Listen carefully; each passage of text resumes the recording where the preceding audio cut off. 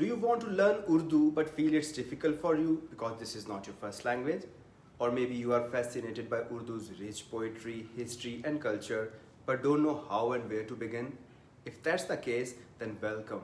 This is the perfect place for you to begin your journey. I'm Shahid Wafa and this is Urdu Lounge, a channel designed for anyone who wants to learn, explore and even fall in love with Urdu.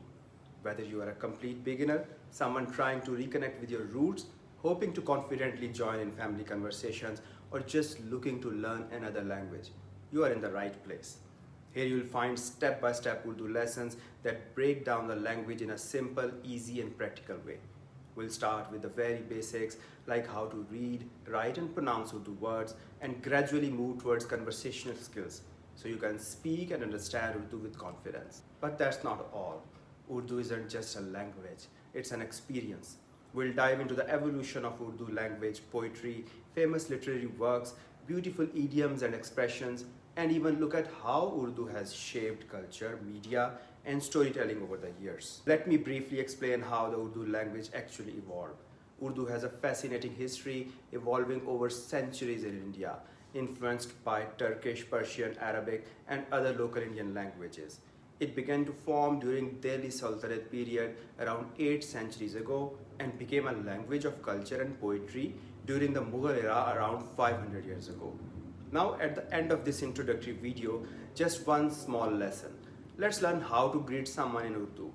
One of the simplest and most common greetings is Assalamu alaikum, which means peace be upon you. While it originates from Arabic, it's widely used in Urdu-speaking communities.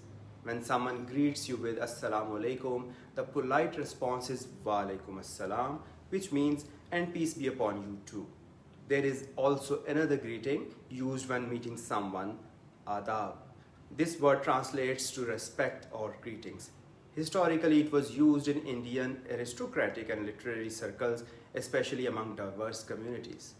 If someone greets you with adab, the respectful response is also adab, often accompanied by a slight hand gesture. See, Urdu learning is so easy and fun.